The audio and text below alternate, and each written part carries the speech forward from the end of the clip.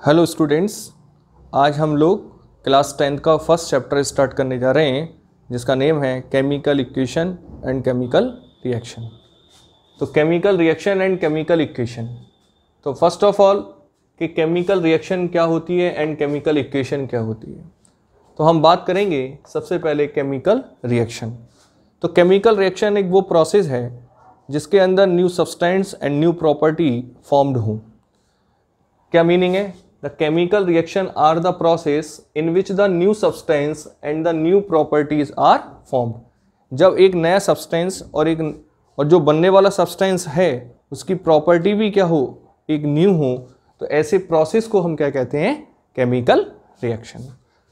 आगे बढ़ते हैं कि ड्यूरिंग ए केमिकल रिएक्शन, बहुत इंपॉर्टेंट है, जरा इसको चेक करें कि during a chemical reaction atom of one element do not change into those of another element।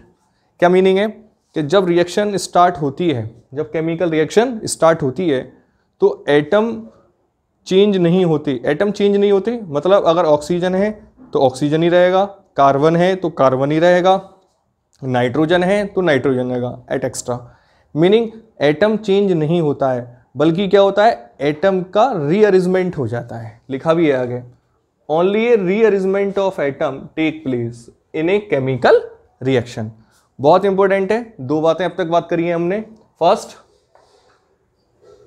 New substance बनेंगे और उस सब्सटेंस की प्रॉपर्टी भी क्या होगी, एक न्यू होगी, उसको हम क्या बोलेंगे? Chemical reaction. और केमिकल रिएक्शन के अंदर एटम चेंज नहीं होता, बल्कि क्या होता है, एटम का रीअरेंजमेंट होता है। Clear? Second point, the substance which take part in a chemical reaction. क्या मतलब है कि जो सब्सटेंस केमिकल रिएक्शन में पार्टिसिपेट करते हैं उनको हम रिएक्टेंट बोलते हैं, और जबकि जो सब्सटेंस आपस में रिएक्ट करके फाइनली प्रोडक्ट बनाते हैं उसको ऑब्वियसली हम क्या बोलेंगे? प्रोडक्ट करेंगे। एक एग्जाम्पल से समझते हैं कि कार्बन और ऑक्सीजन, बताओ कार्बन और ऑक्सीजन जब एक दूसरे से कंबाइन होंगे तो क्या बनेगी? Carbon dioxide. तो बताओ कौन से रिएक्टेंट हुए? भाई रिएक्टेंट कौन हुआ? कार्बन और ऑक्सीजन। क्यों? क्योंकि वो एक केमिकल इक्वेशन के अंदर, केमिकल रिएक्शन के अंदर क्या कर रहे हैं? बताओ, पार्टिसिपेट कर रहे हैं। भाई कार्बन और ऑक्सीजन मिले हैं तो इनिशियली कौन हुआ? कार्बन और ऑक्सीजन। तो इसलिए कार्बन और ऑक्सीजन को हम क्या बोलेंगे? बताओ, रिएक्टेंट बोलेंगे। क्या बोलेंगे हम? रिएक्टेंट। तो अगर मैं लिखना चाहूं तो लिख सकते हैं, इन दोनों को हम बोलेंगे रिएक्टेंट। क्लियर? और जबकि ये दोनों कंबाइन होके फाइनली प्रोडक्ट हमारा क्या बना है? Carbon dioxide. तो बताओ इसको क्या बोलेंगे हम? प्रोडक्ट। क्लियर? कोई टेंशन तो नहीं है? चलो ठीक है, आगे बढ़ते हैं। ये तो एक एग्जाम्पल लिया मैंने। अगर हम बात करें अनदर एग्जाम्पल की तो लिख सकते हैं formation of curd from milk. आप घरों में कर्ड का फॉर्मेशन करते हैं, दही बनाते हैं। कैसा करते हैं कि दूध में थोड़ा सा दही डाल देते हैं और अर्ली इन द मॉर्निंग आप देखते हैं तो उसका क्या बन जाता है? कर्ड बन जाता है। तो ये भी एक केमिकल रिएक्शन का ही एक एग्जाम्पल है। दूसरा, digestion of food in our body.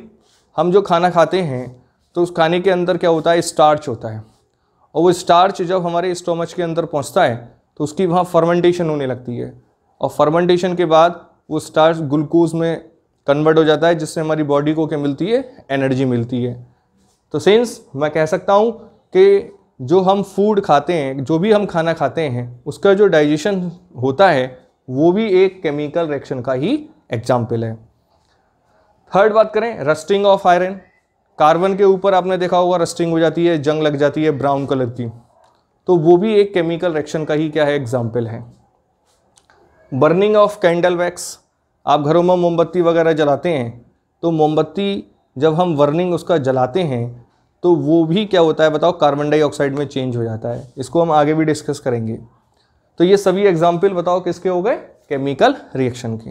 अब यहाँ एक बात आपको बहुत समझनी है, मैंने चैप्टर का नाम ही लिखा है केमिकल रिएक्शन एंड इक्वेशन, तो भाई इन दोनों में क्या डिफरेंस है? हालांकि हम आगे चैप्टर में प्रोसीड करेंगे तो ब्रीफली डिस्कस करेंगे, बट हाँ थोड़ा हाल फिलहाल इसके बारे में भी हमको आइडिया होना बहुत ज़रूरी है। देखिए, मैं केवल फॉर्म में लिख रहा हूँ। किस फॉर्म में लिख रहा हूँ? उसको कोई सिंबॉलिक फॉर्म में नहीं लिख रहे हैं हम लिख रहे हैं carbon plus oxygen is goes to carbon dioxide. It is chemical reaction. क्या चीज है ये? Chemical reaction. अगर मैं इनके सिंबॉलिक फॉर्म में लिख दूं, सिंबॉलिक का मतलब कार्बन की जगह हम क्या लिख दें बताओ? इसको हम बोलेंगे केमिकल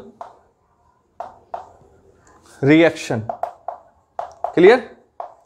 अगर मैं इन कार्बन और ऑक्सीजन को इनके सिंबॉलिक फॉर्म में लिख दूं, सिंबॉलिक मतलब कार्बन को C और ऑक्सीजन को O2 is goes to carbon dioxide, तो हम इस फॉर्म को क्या बोलेंगे? Chemical equation. क्या बोलेंगे हम इसको? Chemical equation.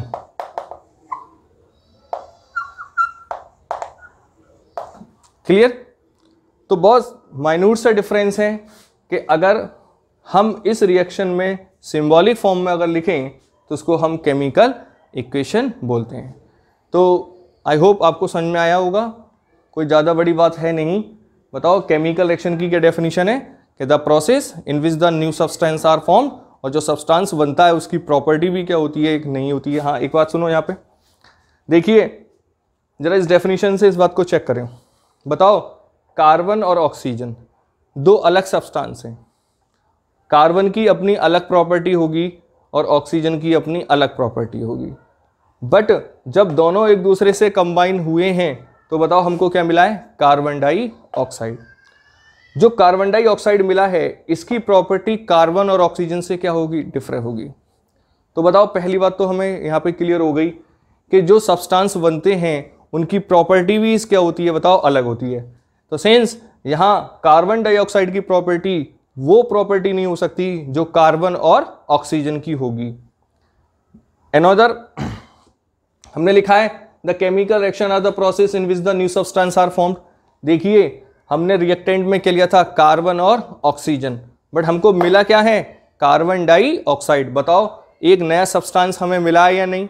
तो बस केमिकल रिएक्शन क्या होती है कि हमें एक नया सब्सटेंस मिले और उसकी प्रॉपर्टीज भी क्या हो बताओ? अलग हो। और देखिए इस बात पे जरा गौर दें, हमने लिखा है कि during the chemical reaction the atom of one element do not change into the those of another element. देखिए बताओ इस एलिमेंट यानी रिएक्टेंट साइड कौन है? कार्बन और ऑक्सीजन। बताइए प्रोडक्ट साइड भी कौन है? कार्बन और ऑक्सीजन। क्या हुआ? क्या कार्बन और ऑक्सीजन एटम चेंज हुए? बिल्कुल नहीं हुए। हुआ क्या है? केवल एटम का रीअरेंजमेंट हो गया। पहले कार्बन और ऑक्सीजन बताओ अलग अलग थे, रीअरेंजमेंट हुआ मतलब दोनों अब एक दूसरे के साथ क्या हो गए बताओ? कंबाइन हो गए। तो सेंस दोनों बातों से हमने क्लियर कर लिया है कि केमिकल रिएक्शन के अंदर एक नया सब्सटेंस बनता है, उसकी नई प्रॉपर्टी होती है। एलिमेंट के अंदर जो एटम होते हैं वो चेंज नहीं होते, एज इट इज रहते हैं। बस क्या होता है? उनका रीअरेंजमेंट हो जाता है। क्लियर? और जो पार्टिसिपेंट होते हैं उसको हम क्या बोलते हैं? रिएक्टेंट। और जो फाइनली हमको बनता है, जो मिलता है, उसको हम क्या बोलते हैं? प्रोडक्ट। और ये कुछ हमारी क्या है बताओ? एग्जाम्पल। एक बार आप इसे कॉपी कर लो फिर हम आगे बढ़ते हैं। आओ देखते हैं अगला topic, characteristic of chemical reaction. कि केमिकल रिएक्शन की कौन कौन सी कैरेक्टरिस्टिक होंगी, डेट इज हमें कैसे पता चले कि एक रिएक्शन होने वाली, जब कोई एक रिएक्शन हो रही है तो वो हो भी रही है या नहीं। तो कुछ प्रॉपर्टीज़ हैं यानी characteristic of chemical reaction. First है एबुलेशन ऑफ गैस, यानी जब दो रिएक्टेंट आपस में रिएक्शन करें या दो रिएक्टेंट आपस में मिलें, अगर वहाँ गैस का फॉर्मेशन हो रहा है, कोई गैस इवॉल्व हो रही है, तो समझो वहाँ केमिकल रिएक्शन हो रही है। सेकंड, फॉर्मेशन ऑफ प्रेसिपिटेट, जब दो रिएक्टेंट आपस में रिएक्ट करें और वहाँ कोई प्रेसिपिटेट बन रहा है तब भी वहाँ हम कहेंगे कि केमिकल रिएक्शन हो रही है। Second, change in temperature, temperature या तो रेस हो या डिक्रीज हो, उन दोनों ही केस में हम कहेंगे कि वो केमिकल रिएक्शन हो रही है। नेक्स्ट है चेंज इन कलर, जब दो रिएक्टेंट आपस में रिएक्शन करें और फाइनल प्रोडक्ट का कलर चेंज हो तब हम कहेंगे कि वहाँ भी केमिकल रिएक्शन हो रही है। लास्ट है चेंज इन स्टेट, दो रिएक्टेंट आपस में रिएक्शन करके अपनी स्टेट को चेंज कर दें, या कोई रिएक्टेंट केमिकल रिएक्शन के दौरान अपनी स्टेट को चेंज कर रहा है तब वहाँ भी केमिकल रिएक्शन हो रही है। हम इनको एक बार एग्जाम्पल से भी समझते हैं। जैसे फर्स्ट है हमारा एवोल्यूशन ऑफ गैस। देखिए बहुत आसान सा इसका एग्जाम्पल से मैं आपको समझाता हूं। अगर आप जिंक की रिएक्शन डाइल्यूट H2SO4 से कराओगे, भाई डाइल्यूट H2SO4 क्या होता है कि जब प्योर फॉर्म H2SO4 में वाटर को मिक्स कर दें तब उसको हम डाइल्यूट H2SO4 कहते हैं। तो देखो कैसे रिएक्शन होगी, पहले का पहला दूसरे का दूसरा, ZnSO4। देखिए स्टूडेंट्स, आप लोगों को वैलेंसी की नॉलेज होना चाहिए। हम लोग क्लास 9th में पढ़ के आए हैं कि सल्फेट की वैलेंसी -2 होती है। ये आपको अच्छी तरीके से पता होना चाहिए। अगर आपको नहीं पता है तो मैं यहाँ लिख भी सकता हूँ, बस मैं ज़रा एक बार एग्जाम्पल कर दूँ, फिर मैं कुछ वैलेंसीज को भी लिख दूँगा जो ड्यूरिंग आपको होल क्लास 10th में आपको यूज़ करनी पड़ेंगी। पीछे दौड़ो, पीछे दौड़ो का मतलब चेक करिए कि जितना इधर है उतना इधर है या नहीं। देखो जिंक का एक एटम, जिंक का एक एटम, सल्फेट एक सल्फेट, बिल्कुल बैलेंस है। अब जो बचा है उसको निकाल दो, बताओ कौन बचा, H2। बताओ H2 कौन है, गैस, और गैस को हम ब्रैकेट में G लिख देते हैं और एक सिंबल लगाते हैं एरो ऊपर की साइड, इसका मतलब हाइड्रोजन गैस निकल चुकी है। तो देखिए फर्स्ट एग्जाम्पल हमारा हो गया है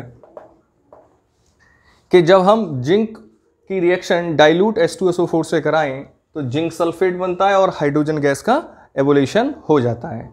अगर इसका मैं सेकंड एग्जाम्पल आपको पढ़ाऊं तो बोल सकता हूं मैं कि जब सोडियम कार्बोनेट की रिएक्शन हम H2SO4 के साथ करें, और वो भी कैसा होना चाहिए, ये डाइल्यूट। तो स्टूडेंट्स मैं यहाँ आपको एक बात ट्रिक सिखाता हूँ कि जब भी हम मेटालिक कार्बोनेट की रिएक्शन किसी भी एसिड से करें, कोई भी एसिड होना चाहिए, H2SO4 हो, HCl हो, HNO3 हो, कुछ भी हो, जब भी मेटालिक कार्बोनेट की रिएक्शन किसी भी एसिड से कराओ, salt plus water plus CO2 बनाओ। क्या मतलब, देखो पहले का पहला दूसरे का दूसरा, Na.SO4, वैलेंसी क्रॉस करो। बताओ सल्फेट की वैलेंसी कितनी होती है, 2, और बताओ सोडियम की कितनी होती है, 1। और 1 को हम केमिस्ट्री के लैंग्वेज में नहीं लिखते सॉरी। क्या होगा, पीछे दौड़ो, चेक करो, बताओ सोडियम कितने हैं, 2। तो 2 सोडियम होने के लिए बताओ मैं 2 से मल्टीप्लाई करूंगा। क्लियर। इधर देखो सल्फेट कितना है, बताओ SO4 1, बताओ एक ही है। क्लियर है ना। बस बताओ ये सॉल्ट बन चुका है या नहीं, बिल्कुल बन गया।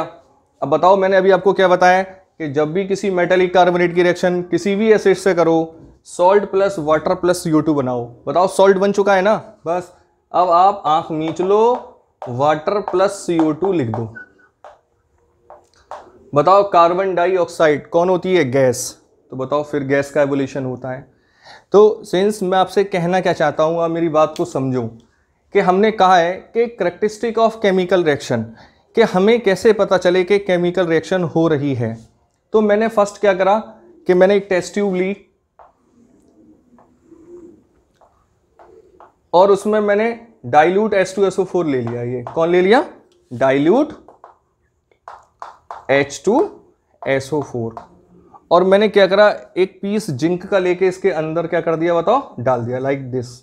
बताओ ये कौन है, जिंक। तो आप देखेंगे थोड़ी देर बाद यहां से हाइड्रोजन गैस निकलने लगेगी।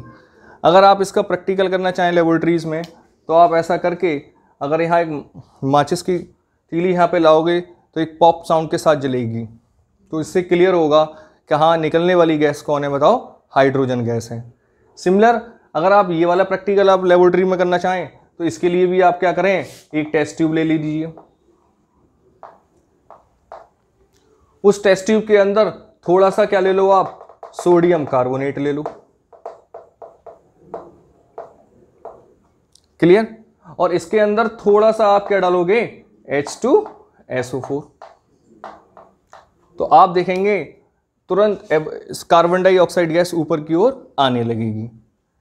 तो हमने फर्स्ट एग्जाम्पल क्लियर करा है evolution of gas, evolution of gas. इसके मैंने आपको 2 एग्जाम्पल समझाए हैं, ठीक है ना। एक बार आप इसको कॉपी कर लीजिए। तो स्टूडेंट्स, हम लोगों ने अभी first example evolution of gas को समझा। मैं एक बात आपसे ये कहना चाहता हूँ कि हमें केमिकल रिएक्शन बनाना आना चाहिए। जैसे अभी मैं आपसे बोलूँ कि आप सोडियम क्लोराइड की रिएक्शन H2SO4 से कर दो, या सोडियम कार्बोनेट की रिएक्शन वाटर से कर दो, एनी अदर जो भी और भी रिएक्शन हो, तो उन रिएक्शनों को हम कैसे करें। या अभी हम आपसे कहें कि पोटेशियम आयोडाइड की रिएक्शन लेड आयोडाइड से कर दो, तो ऐसे केसेस में हम रिएक्शन करना बड़ी चैलेंजेबल हो जाता है। तो उस चैलेंज को हम अभी 1 मिनट के अंदर दूर कर लेंगे। मैं आपको कुछ एलिमेंट्स की बैलेंसीज के बारे में आपको बताता हूँ। वैसे तो हम ये क्लास 9th में ही पढ़ लेते हैं, फिर भी ये आगे के चैप्टरों में भी हमें प्रॉब्लम ना हो, तो उसके लिए कुछ बैलेंसीज को आपको याद रखना ही पड़ेगा। हालांकि आप इनकी जब लगातार प्रैक्टिस करोगे तो आपको खुद याद हो जाएंगी। तो मैं कुछ बैलेंसीज, कुछ रेडिकल्स की आपको बैलेंसीज बताता हूँ जो आपको याद करनी ही पड़ेगी। कोई ज़्यादा नहीं है, हार्डली मैं 10 से 12 कुछ एलिमेंट्स अभी लिखने वाला हूँ, जिनकी आपको बैलेंसी याद अगर रहेंगी तो होल ऑफ 10th क्लास आप सारी केमिकल रिएक्शन को ईजिली कर लोगे। तो मैं कुछ लिखता हूँ। फर्स्ट आप याद रखिए SO4-2, इसको हम सल्फेट बोलते हैं। सेकंड आप याद रखिए SO3-2, इसको हम सल्फाइट बोलते हैं। और थर्ड आप याद रखिए सल्फर के ऊपर अगर -2 चार्ज आए तो इसको हम सल्फाइड बोलते हैं। क्लियर। फोर्थ आप याद रखेंगे PO4-2, 4 2 8 नहीं, 4 2 8 नहीं, 3 होगा, इसको हम बोलते हैं phosphate.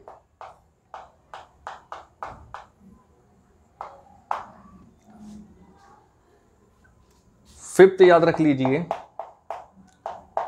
NO3-1, that is nitrate. 6 आप याद रखिए कार्बोनेट।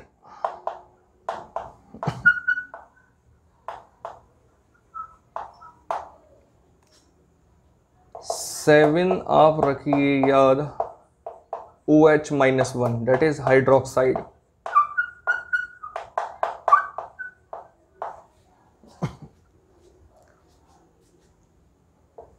8 ये तो आपको शायद पता होगा, ऑक्सीजन।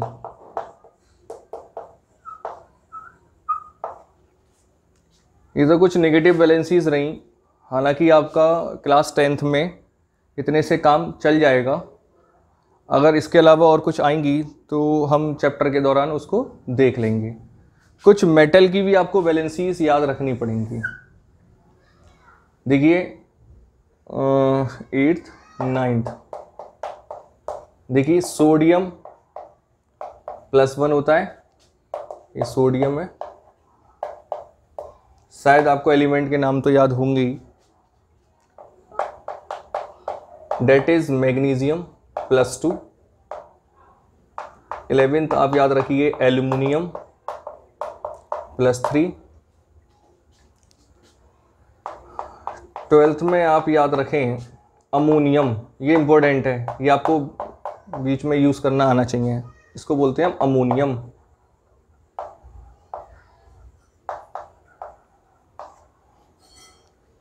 इसके अलावा आप याद रखेंगे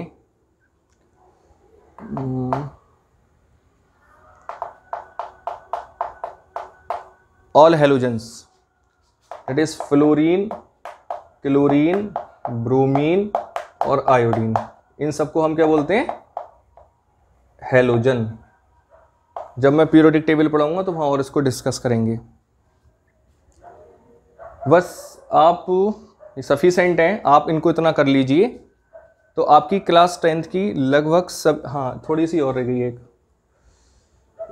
यहाँ लिख लीजिए आप, सिल्वर लिख लीजिए Ag+1।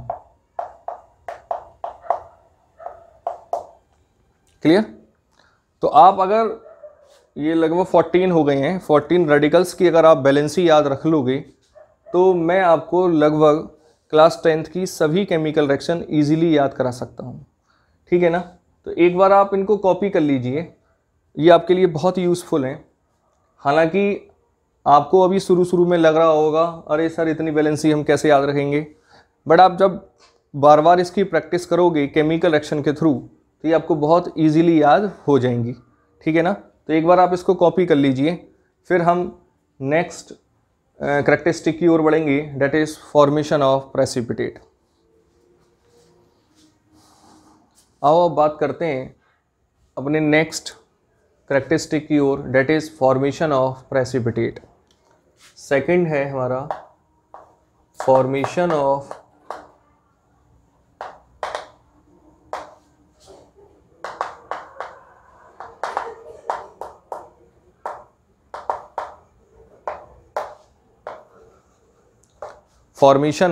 प्रेसिपिटेट।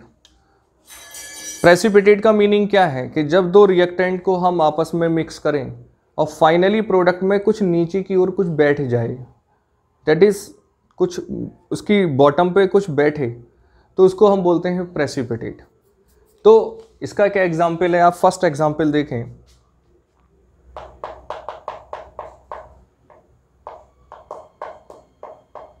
जब हम lead iodide, potassium iodide, that is KI, potassium iodide, इसको बोलते हैं हम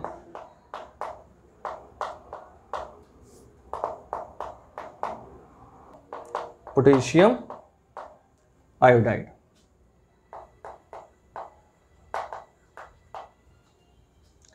और इसकी रिएक्शन हम जब लेड नाइट्रेट के साथ कराएं, PbNO3, तो PbNO3 लेड की वैलेंसी 2 होती है, तो आप यहां 2 लिखोगे।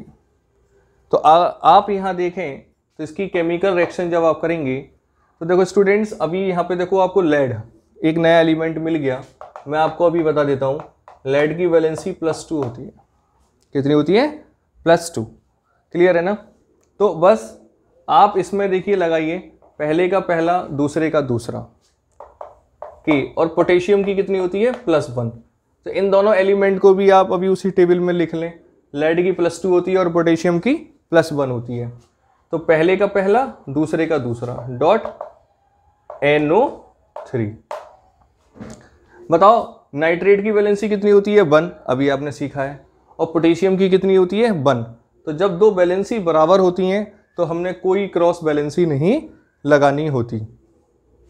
पीछे चेक करो, बताओ पोटेशियम एक पोटेशियम, बट नाइट्रेट कितने हैं मेरे पास? 2। तो हमें यहाँ से किससे मल्टीप्लाई करनी पड़ेगी? 2 से। तो जैसे ही मैंने इसमें 2 से मल्टीप्लाई करी तो बताओ पोटेशियम भी मेरे कितने हो जाने चाहिए अब? 2। बट इधर तो 2 है, इधर 1 है, तो यहाँ भी मैं 2 से मल्टीप्लाई करूँगा। क्लियर है ना? अब आप देखिए कौन बचा? लेड और आयोडीन। अब इन दोनों को मिला लीजिए आप, Pb+I। बताओ लेड की वैलेंसी कितनी होती है? 2, और आयोडीन की कितनी होती है? 1। तो 1 को तो हम लिखेंगे नहीं, बट Pb की 2 होती है, तो यहाँ लिख देंगे PbI2, date is lead iodide. और ये किस कलर का प्रेसिपिटेट होता है? येलो। येलो PPT बनती है, प्रेसिपिटेट बनता है। तो बताओ ये किसका एग्जाम्पल हो गया? Formation of precipitate. क्लियर है ना? सेकंड देखिए, इसका सेकंड एग्जाम्पल मैं आपको बताऊं तो आप अगर बेरियम क्लोराइड VaCl2, देखिए स्टूडेंट आपको फिर एक नया एलिमेंट मिल गया है, तो इसी ऑर्डर में हम एक एलिमेंट और लिखने जा रहे हैं, डेट इज बेरियम +2। इसकी वैलेंसी कितनी होती है? +2। तो देखो आपको ये 3 एलिमेंट और नए मिल चुके हैं, आप इनको अभी प्रीवियस टेबल में ही ऐड कर लें। और इसकी रिएक्शन आप जब H2SO4 से कराओगे तो बताओ क्या बनेगा? पहले का पहला दूसरे का दूसरा। बताओ बेरियम की वैलेंसी कितनी होती है +2 और सल्फेट की कितनी होती है -2। अभी मैंने कहा जब दोनों वैलेंसी बराबर होती हैं तो हम कोई क्रॉस मल्टीप्लाई नहीं करते। मतलब क्रॉस मल्टीप्लाई से मतलब कोई भी हम एक दूसरे की वैलेंसी को क्रॉस नहीं लिखते। पीछे चेक करो, एक बेरियम, बताओ एक सल्फेट, कोई टेंशन ही नहीं है। बताओ क्या बचा, 2H और 2 ही Cl। इसका मीनिंग क्या बना कि 2HCl। तो देखो यहाँ जो बेरियम सल्फेट बना है ये भी एक PPT होता है और इसका प्रेसिपिटेट वाइट कलर का होता है। क्लियर? हाँ, मैं एक बात और कहना चाहता हूँ। अब आपके माइंड में एक बात आ रही होगी, अरे सर ने तो रिएक्शन करा दी, इसकी थ्योरी कहाँ से लिखेंगे हम। तो आप थ्योरी की टेंशन ना लें। थ्योरी में आपको जो आप केमिकल रिएक्शन में कर रहे हैं वही आपको थ्योरी में लिखनी है। जैसे मान लो फर्स्ट एग्जाम्पल की मुझे थ्योरी लिखनी है, तो बताओ फर्स्ट एग्जाम्पल में हुआ क्या है कि पोटेशियम आयोडाइड ने लेड नाइट्रेट के साथ रिएक्शन करी है। कैसे रिएक्शन करी है लिख देता हूं।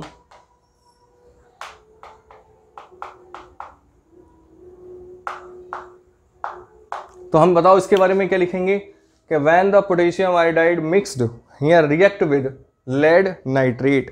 तो बताओ फाइनली मुझे क्या बना है, बताओ लेड आयोडाइड। क्या बना है, PbI2 को क्या बोलते हैं हम, लेड आयोडाइड। और बताओ ये क्या बना है, पोटेशियम नाइट्रेट। क्या बना है ये, पोटेशियम नाइट्रेट। लिख देता हूं चलो।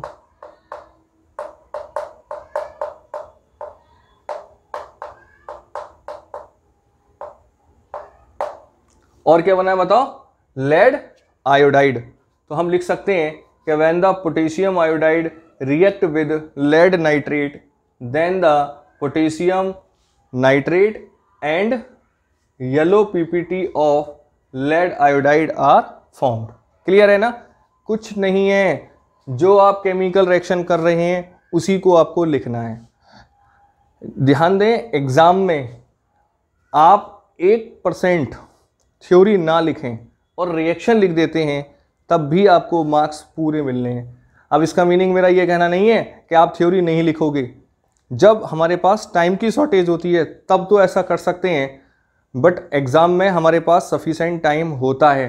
तो आप इसकी थ्योरी भी लिखिए और केमिकल रिएक्शन भी लिखिए। हाँ, अगर आप इसकी केवल थ्योरी लिख रहे हैं और केमिकल रिएक्शन नहीं लिख रहे हैं तब आपके मार्क्स कट जाते हैं। तो ध्यान दें, थ्योरी मैं यहाँ पे नहीं लिख रहा हूँ, जो थ्योरी होगी उतना मैं सफिशेंट आपको लिख के दे रहा हूँ। आपको कोई बुक्स या कोई साइट से कोई नोट्स पढ़ने की ज़रूरत नहीं है। जितना मैं यहाँ पे लिखा रहा हूँ वही आपके लिए सफिशेंट है। तो केवल आप जो मैं पढ़ा रहा हूँ उसी पे फोकस करें, आप कंफ्यूज होने की कोई ज़रूरत नहीं है। तो अभी मैंने आपको बता ही दिया है कि इसकी थ्योरी आप कैसे लिखेंगे। बताओ इसकी थ्योरी कैसे लिखूंगा मैं, बड़ा आसान है। बताओ ये क्या है, बेरियम क्लोराइड। क्या नाम है इसका, बेरियम क्लोराइड। और ये क्या है बताओ, सल्फ्यूरिक एसिड।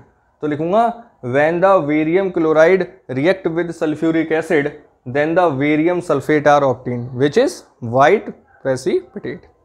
तो एक बार आप इसको भी कॉपी कर ही लो, क्योंकि जो चेंज इन टेम्परेचर है वो मेरे पास थोड़ा स्पेस कम है, आगे करेंगे। एक बार इसको कॉपी कर लीजिए।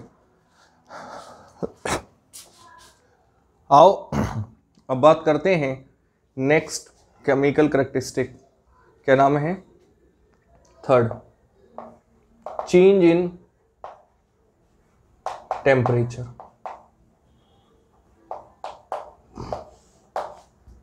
क्या मीनिंग है, ड्यूरिंग द केमिकल रिएक्शन अगर टेम्परेचर क्या हो, चेंज हो। चेंज का मतलब हो या तो रेज हो या डिक्रीज हो, तब हम कहेंगे कि वहाँ भी केमिकल रिएक्शन हो रही है। तो देखो एक एग्जाम्पल तो उसमें कॉमन ही है। फर्स्ट एग्जाम्पल जो हमने एवोल्यूशन ऑफ गैस पढ़ा था, अगर मैं फर्स्ट एग्जाम्पल की बात करूं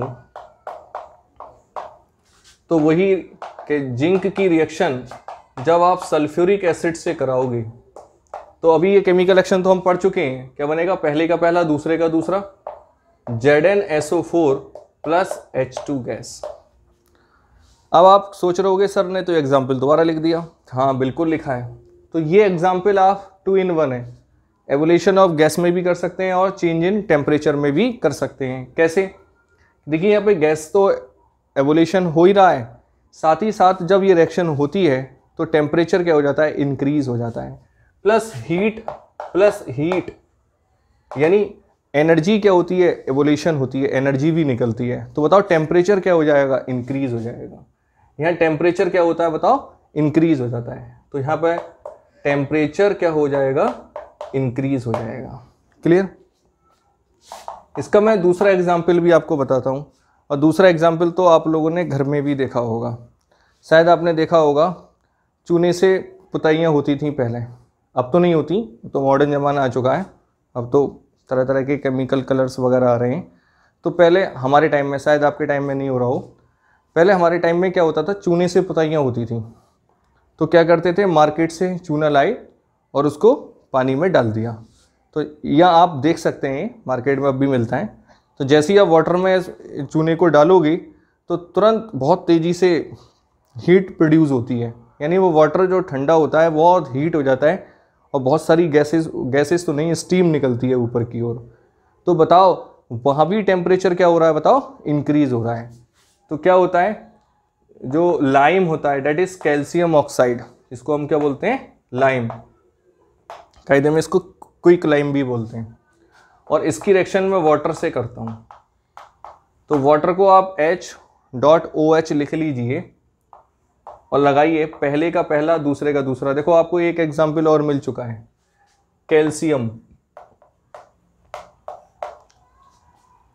अपनी प्रीवियस टेबल में एक और बढ़ा देंगे। सोच रहे होगे आप बार बार देते जा रहे हैं सर, एक और बढ़ा लीजिए, कोई बात नहीं है, सारा एक बार में दे देता तो आप हॉपलेस हो जाते।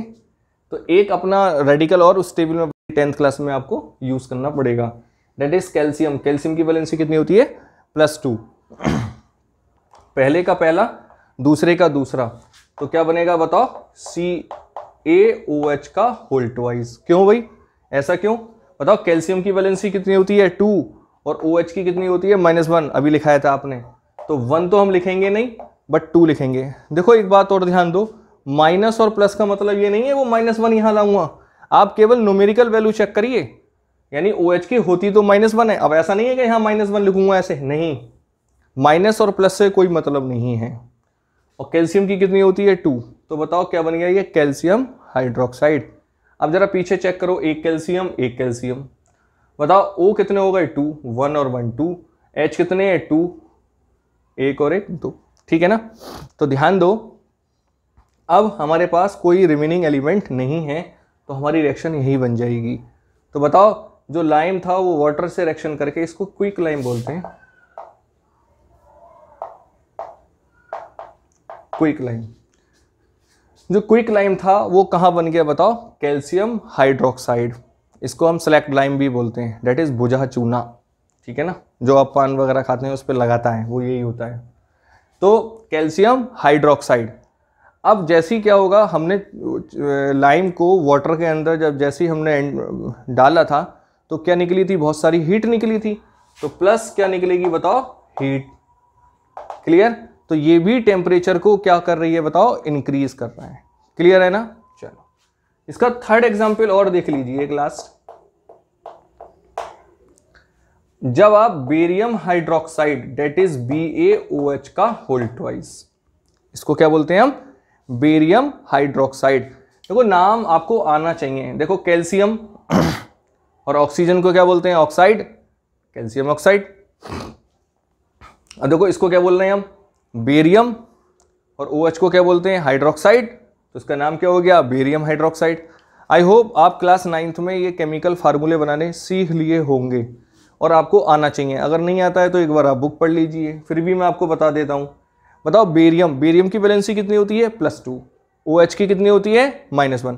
अब सपोज करो भूल गए कि जी बेरियम हाइड्रोक्साइड का फार्मूला क्या होता है, मैं भूल गया, अब क्या करेंगे बताओ, बेरियम, अरे भाई सिंबल तो पता है ना, बेरियम को कैसे लिखते हैं, Va, और हाइड्रोक्साइड का मतलब क्या होता है बताओ, OH। बैलेंसी क्रॉस कर दीजिए, बताओ बेरियम की कितनी होती है, 2, और OH की क्या होती है, 1, तो 1 यहां लिख देंगे। क्लियर है ना। चलो अब बेरियम हाइड्रोक्साइड की रिएक्शन जब मैं अमोनियम क्लोराइड से कराता हूं, कैसे कराता हूं, अब देखो यहाँ पे नई बात आ गई, अमोनियम क्लोराइड। अब मुझे केमिकल फार्मूला नहीं पता, मैं क्या करूँगा, अमोनियम दैट इज NH4 अभी बताया मैंने, और chloride that is Cl, NH4 और Cl। अब बैलेंस ही चेक कर लीजिए। देखिए अभी मैंने आपको टेबल में लिखाया था अमोनियम की कितनी होती है +1 और Cl की कितनी होती है -1, दोनों की बैलेंस ही बराबर है, टेंशन ही नहीं है। अब आपको क्या करना है, पहले का पहला दूसरे का दूसरा, BaCl2। देखो कैसे, बताओ बेरियम की वैलेंसी कितनी होती है +2 और Cl की कितनी होती है -1। तो 1 को तो मैं लिखूंगा नहीं, बट 2 को मुझे लिखना होगा। अब जरा ध्यान दो, अब क्या क्या बचा, अब देखो क्या क्या बचा, एक बेरियम, Cl कितने हैं 2, यहां कितना है 1, तो मुझे क्या करना पड़ेगा 2 से मल्टीप्लाई करनी पड़ेगी। अब बताओ, अब यहां से देखो 2 ही OH हैं और 2 ही अमोनियम है, तो इसका मतलब क्या बना 2 mole of ammonium hydroxide. Clear है ना। चलो यहां क्या बात है, जरा ध्यान से देखो, यहां जैसे ही बेरियम क्लोराइड बनता है तो टेम्परेचर क्या हो जाता है, डिक्रीज हो जाता है। यहां भी टेम्परेचर क्या हो रहा था, बताओ भाई, टेम्परेचर इंक्रीज हो रहा था, और यहां टेम्परेचर क्या हो जाता है, डिक्रीज हो जाता है। तो सेंस मैं ये कहना चाहता हूं कि जब चेंज इन टेम्परेचर की बात आती है तो या तो टेम्परेचर ज़्यादा हो, या तो इंक्रीज हो, या डिक्रीज हो, वो सारी केमिकल रिएक्शन की कैरेक्टरिस्टिक ही होंगी। क्लियर। चलो अब मैं आपको एक चीज़ और पढ़ाना चाहता हूँ, बोले क्या, जब भी during the chemical reaction heat का एवोल्यूशन होता है, हीट जब निकलती है तो उन केमिकल रिएक्शन को हम एक्सोथर्मिक रिएक्शन बोलते हैं। क्या बोलते हैं हम, तो बताओ यहां भी टेम्परेचर का एवोल्यूशन हुआ है और यहां भी टेम्परेचर एवोल्यूशन हुआ है। एवोल्यूशन का मतलब टेम्परेचर को इंक्रीज कराएं, तो ऐसी रिएक्शन क्या होती है बताओ, एक्सोथर्मिक। क्लियर। तो बताओ ये भी कैसी होगी, एक्सोथर्मिक। अब बताओ ये कैसी होगी, जब टेम्परेचर डिक्रीज हुआ है तो एंडोथर्मिक।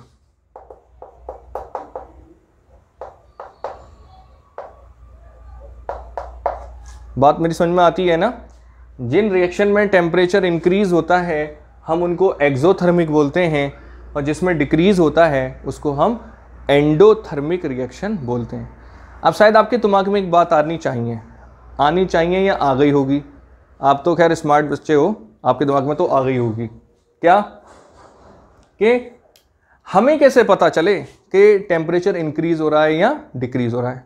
अरे भाई ये तुम्हें क्या, मुझे भी नहीं पता, बड़ी मजे की बात है फिर तो स्टूडेंट्स कोई भी केमिकल रिएक्शन एक्सोथर्मिक होगी या एंडोथर्मिक होगी, ये सब प्रैक्टिकल बेस्ड है। जब हम किसी का प्रैक्टिकल करेंगे तब हमको पता चलेगी कि वहाँ टेम्परेचर इंक्रीज हो रहा है या डिक्रीज हो रहा है।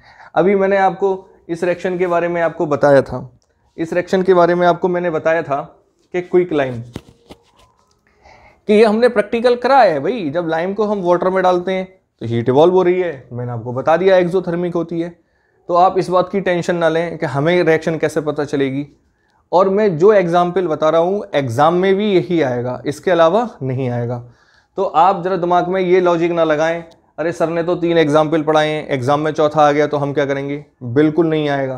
अगर 3 पढ़ाए हैं तो यहीं से ही आएगा, इसके अलावा नहीं आ सकता। इसी तरीके से मैंने एवोल्यूशन ऑफ गैस में जो एग्जाम्पल पढ़ाई या फॉर्मेशन ऑफ प्रेसिपिटेट में पढ़ाई, तो जितने एग्जाम्पल पढ़ाए हैं वो मैं आपके सिलेबस के अकॉर्डिंग ही एग्जाम्पल ले रहा हूँ, कोई अनदर एग्जाम्पल नहीं ले रहे हैं। तो आप टेंशन ना लें, जितना पढ़ा रहे हैं वही सफिशेंट है, उससे बाहर एग्जाम में कुछ नहीं जाएगा। ठीक है ना। तो एक बार आप इसको भी कॉपी करोगे ना, हाँ कर लो तो फिर। और हमारे 2 एग्जाम्पल बचे हैं, इसको हम अभी बाद में करते हैं।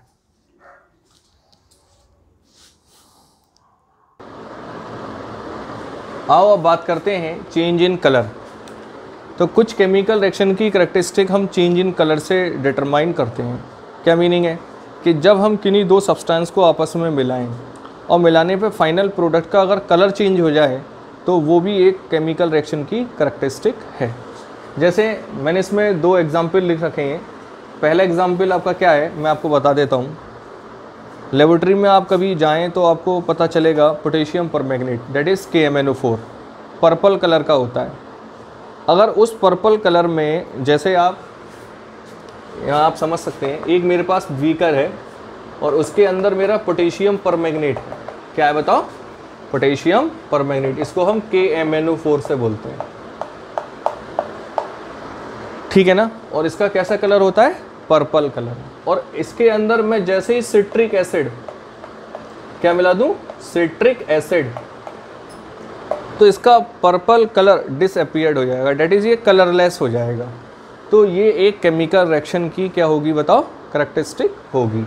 इसके बारे में लिखा है मैंने कि some chemical reaction are characterized by the change in colour. First example क्या है? The chemical reaction between the citric acid and purple coloured potassium permanganate. अभी बताया था ना मैंने, इसका कैसा कलर होता है? Purple colour.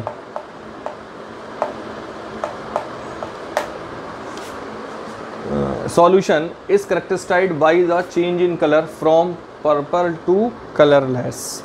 जैसे ही आप पोटेशियम परमैंगनेट में आप सिट्रिक एसिड को मिक्स करोगे, उस पोटेशियम परमैंगनेट का कलर कैसा हो जाएगा? डिसअपीयर्ड हो जाएगा, डेट इज कलरलेस हो जाएगा। सेकंड एग्जांपल क्या है इसका?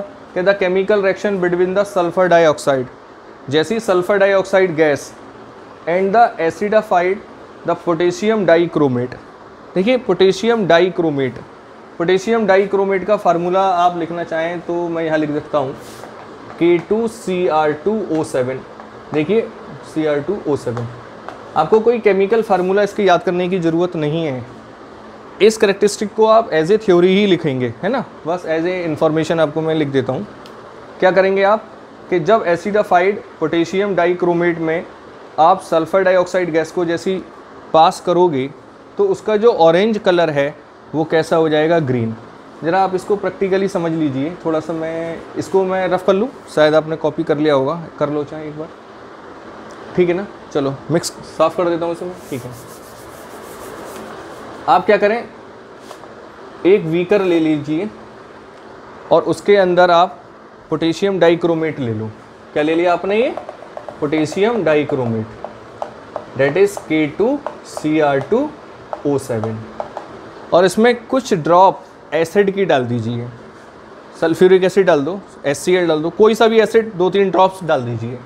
इसका मतलब क्या हुआ? ये सॉल्यूशन अब एसिडिक हो गया। कैसा हो गया? एसिडिक।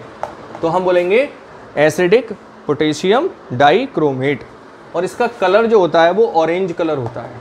कैसा होता है? ऑरेंज कलर होता है। बात समझ में आ गई ना? थोड़ा प्रैक्टिकल भी समझ लीजिए। तो हमने क्या करा है? हमने एसिडिक पोटेशियम डाइक्रोमेट ले लिया। पोटेशियम डाइक्रोमेट का कलर कैसा होता है? ऑरेंज कलर का होता है। उसमें 2-3 ड्रॉप्स आप क्या की डाल दीजिए? एसिड की। अब भी कोई कलर चेंज नहीं होगा, बट जैसे ही इसमें आप SO2 गैस पास करोगे, इसमें जैसे ही आप SO2 gas, sulphur dioxide gas ही जैसे इसमें पास करोगे तो इसका ऑरेंज कलर कहाँ चला जाएगा बताओ? ग्रीन कलर में हो जाएगा। और इस तरीके से हम कह सकते हैं कि ये भी एक केमिकल रिएक्शन की क्या होगी? कैरेक्टरिस्टिक होगी। तो हमने 4 एग्जाम्पल इसके कंप्लीट कर लिए हैं। लास्ट इसका रह गया है चेंज इन स्टेट। एक बार आप इसको भी कॉपी कर लीजिए। आओ अब बात करते हैं अपने last characteristic, that is change in state. तो इसमें हमने क्या पढ़ना है कि जब कोई सब्सटेंस अपनी स्टेट को क्या कर दे? चेंज कर दे, तो वो भी एक केमिकल रिएक्शन की क्या होगी? कैरेक्टरिस्टिक होगी। जैसे हम अपने घरों में कैंडल को जलाते हैं, जब बर्निंग ऑफ कैंडल होता है तो कैंडल सॉलिड स्टेट में होता है, और जैसे ही सॉलिड स्टेट में होता है तो जो उसका वैक्स होता है एक्चुअली वो हाइड्रोकार्बन होता है। तो जैसे ही हाइड्रोकार्बन का बर्निंग होता है तो वो लिक्विड और गैसीय स्टेट में चला जाता है। तो हम वहाँ देखें तो जो कैंडल का वैक्स था, जो सॉलिड स्टेट में था, वो अपनी स्टेट को क्या कर चुका है बताओ? चेंज कर चुका है। तो एक ये भी उसकी क्या होगी? केमिकल रिएक्शन की कैरेक्टरिस्टिक होगी। तो देखो इसको थ्योरी फॉर्म में मैंने लिखा है कि some chemical reaction are characterized by the change in state, और एग्जांपल में लिखा है the combustion reaction of candle wax is characterized by a change in state from solid to liquid and gas. तो स्टूडेंट्स यहाँ हमने characteristic of chemical reaction को भी क्या कर लिया? कंप्लीट कर लिया है। तो हमने ओवरऑल अब तक इस चैप्टर में क्या पढ़ा कि केमिकल इक्वेशन और केमिकल रिएक्शन की डेफिनेशन, उनके कुछ एग्जाम्पल्स और कैरेक्टरिस्टिक ऑफ केमिकल रिएक्शन। अब हम नेक्स्ट टॉपिक पढ़ेंगे to make the more informative of chemical reaction. ऐसे कौन कौन से सिंबल्स होंगे जो एक केमिकल रिएक्शन की इन्फॉर्मेटिव यानी उसकी इन्फॉर्मेशन को क्या करेंगे, हमको बताएंगे। बट एक बार इसको आप कॉपी कर लीजिए, अभी हम उस टॉपिक को भी स्टार्ट करते हैं। आओ बात करते हैं अपने नेक्स्ट टॉपिक की, to make equation more informative. क्या मीनिंग है कि जब कोई एक हम केमिकल रिएक्शन लिखते हैं तो उसको मोर इन्फॉर्मेटिव बताने के लिए, उसको मोर इन्फॉर्मेटिव बनाने के लिए कुछ हम सिंबल्स का यूज़ करते हैं। तो वो कौन कौन से सिंबल्स होंगे जिससे उस केमिकल रिएक्शन की स्टेट का हमें पता चले। तो क्या मीनिंग है, the chemical equation can be made more informative following 3 ways. उसके 3 वेज हैं। क्या पहला क्या है कि by the indicating of the physical state of the reactant and product, कि एक केमिकल रिएक्शन के अंदर जो रिएक्टेंट और प्रोडक्ट हैं उनकी फिजिकल स्टेट क्या है, वो लिक्विड में है, सॉलिड में है, गैस में है या एक्वस स्टेट में है, तो उनके लिए हम कौन कौन से सिंबल्स यूज़ करेंगे। सेकेंडली कि by the indicating of the heat change taking place in the reaction, कि जो केमिकल रिएक्शन हो रही है उसमें हीट का क्या रोल है, डैट इज़ हीट इवॉल्व हो रही है या हमें हीट अपने पास से सप्लाई करनी पड़ रही है। अगर सीधी बात में कहूँ तो वो रिएक्शन एंडोथर्मिक है या एक्सोथर्मिक। अभी हमने लास्ट केसेस में पढ़ा था सच चेंज इन टेम्परेचर में कि जो हीट निकलती है उसको हम एक्सोथर्मिक रिएक्शन बोलते हैं, और जहाँ हीट डिक्रीज़ होती है इसका मतलब हमें हीट अपने पास से सप्लाई करनी पड़ रही है, तो उस रिएक्शन को हम एंडोथर्मिक बोलते हैं। तो उसके लिए हम कौन कौन से सिंबल यूज़ करेंगे उसको चेक करना है। और थर्ड है by the indicating of the condition under which the chemical reaction take place. कुछ केमिकल रिएक्शन खुद ही हो जाती हैं। अभी हमने पढ़ा था कि जिंक को हमने सल्फ्यूरिक एसिड में डाला, हाइड्रोजन गैस निकल गई, तो हमने कुछ करना नहीं पड़ा। बट कुछ रिएक्शन ऐसी भी होंगी जब हम 2 रिएक्टेंट को आपस में मिक्स करेंगे बट वो केमिकल रिएक्शन आगे प्रोसीड नहीं करेगी, तब हमें उसमें कुछ अलग से कोई कैटेलिस्ट मतलब कोई एक सब्सटेंस उसमें अनदर मिक्स करना पड़ेगा या उसको हीट करना पड़ेगा या उसमें कोई ना कोई चेंज करना पड़ेगा या कोई सनलाइट डालनी पड़ेगी, तो एक कंडीशन बनेगी। तो कुछ केमिकल रिएक्शन कुछ कंडीशन के बेस पर होंगी, तो वो कौन कौन सी कंडीशन होंगी, तो उसको हम कैसे रिप्रेजेंट करते हैं। तो ये सभी बातें एक इक्वेशन को मोर इन्फॉर्मेटिव बनाती हैं। मोर इन्फॉर्मेटिव बनाती हैं, हमें पता चलता है कि उस केमिकल रिएक्शन की क्या फिजिकल स्टेट है, उस केमिकल रिएक्शन को किस कंडीशन पे कराया जा रहा है, उस केमिकल रिएक्शन में हीट का क्या रोल है। तो ये सभी बातें हम to make the equation of more informative में पढ़ेंगे। तो फर्स्ट टॉपिक हमने पढ़ना है the condition to indicate the physical state of the reaction and product. क्या मतलब है कि अगर किसी भी रिएक्शन में प्रोडक्ट या रिएक्टेंट की अगर सॉलिड स्टेट है तो उसको हम ब्रैकेट के अंदर कैपिटल एस से रिप्रेजेंट करेंगे। अगर वो रिएक्टेंट या प्रोडक्ट लिक्विड स्टेट में है तो स्मॉल एल से शो करेंगे। अगर वो एक्वस सॉल्यूशन में, अब आपके लिए एक्वस सॉल्यूशन का मीनिंग ये होता है कि जब भी कोई सब्सटेंस किसी वाटर के अंदर डिज़ोल्व हो, बहुत ध्यान से सुनना, अगर वाटर के अंदर किसी भी सब्सटेंस को हम डिज़ोल्व करेंगे तो उसको ब्रैकेट में AQ डेट इज़ एक्वस लिखेंगे। एक बहुत सिंपल सा एग्जांपल बताता हूँ। सॉल्ट होता है घर में आप जो यूज़ करते हैं, डेट इज़ नमक NaCl। उस सॉल्ट को अगर आप वाटर में डिज़ोल्व करोगे तो हम बोलेंगे it is the aqueous solution of NaCl, है ना। अगर आप शुगर को वाटर में डिज़ोल्व कर दो तो मैं बोलूँगा aqueous solution of sugar. Clear है ना। चलो नेक्स्ट, अगर वो रिएक्टेंट या प्रोडक्ट अगर गैसियस स्टेट में होंगे तो उनको हम ब्रैकेट में क्या लिखेंगे बताओ, स्मॉल g। क्लियर है ना। चलो इसको एक एग्जांपल से चेक कर लेते हैं। जैसे अभी मैंने जिंक वाला एग्जांपल बताया, Zn plus H2SO4 is goes to ZnSO4 plus H2। अब मुझे एक बात बताइए, जिंक कैसी स्टेट में होता है, सॉलिड में होता है, तो बताओ इसकी ब्रैकेट में क्या लिख दूंगा मैं, S। क्लियर है ना। बताओ H2SO4 मैंने डाइल्यूट बोला था ना, हाँ डाइल्यूट H2SO4 होता है। डाइल्यूट का मतलब क्या होता है कि उस H2SO4 को मैंने वाटर के अंदर डिसॉल्व करा है। इसका मतलब ये कैसा सॉल्यूशन हो गया, एक्वस सॉल्यूशन हो गया। तो मैं इसके ब्रैकेट में क्या लिखूंगा बताओ, AQ। क्लियर है ना। बताओ जिंक सल्फेट बना, जिंक सल्फेट एक्वस सॉल्यूशन भी बनेगा, तो इसके ब्रैकेट में भी बताओ मैं क्या लिखूंगा, AQ। और बताओ H2 क्या है, एक गैस, इसको ब्रैकेट में क्या लिख दूंगा मैं, स्मॉल g। क्लियर है। चलो दूसरा एग्जाम्पल देखते हैं। ये एग्जाम्पल फर्स्ट है,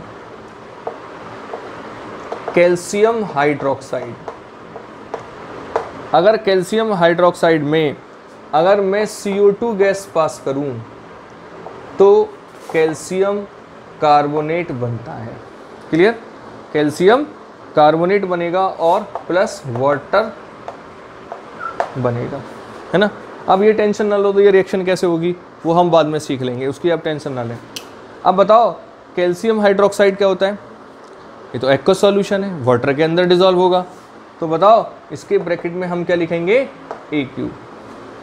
बताओ कार्बन डाइऑक्साइड क्या होती है, गैस, ये ध्यान से लिख लेना, AQ है। कार्बन डाइऑक्साइड कैसी होती है बताओ, गैसियस फॉर्म में होती है, तो बताओ इसको हम कैसे लिखेंगे, G से। क्लियर। और यहाँ देखें तो कैल्शियम कार्बोनेट एक प्रेसिपिटेट के फॉर्म में बनेगा, तो प्रेसिपिटेट बॉटम पे जाके हो जाएगा। तो ध्यान दें, बहुत इंपॉर्टेंट है, जो प्रेसिपिटेट होते हैं वो भी हम S के थ्रू रिप्रेजेंट करते हैं, डेट इज सॉलिड फॉर्म में रिप्रेजेंट करते हैं। तो इसको भी ब्रैकेट में हम क्या लिख देंगे, S। और वाटर क्या होता है बताओ, लिक्विड होता है, प्योर फॉर्म होती है, और इसको हम L से शो करेंगे। तो स्टूडेंट्स आज मैं अपने लेक्चर को यहीं पे रोकता हूँ, और बाकी दो जो केसेस हैं हम नेक्स्ट वीडियो में डिस्कस करेंगे। आई होप आपको समझ में आया होगा। अगर फिर भी आपको कोई प्रॉब्लम होती है किसी भी टॉपिक से, तो आप कमेंट बॉक्स में कमेंट ज़रूर करिए। Thank you and have a nice day.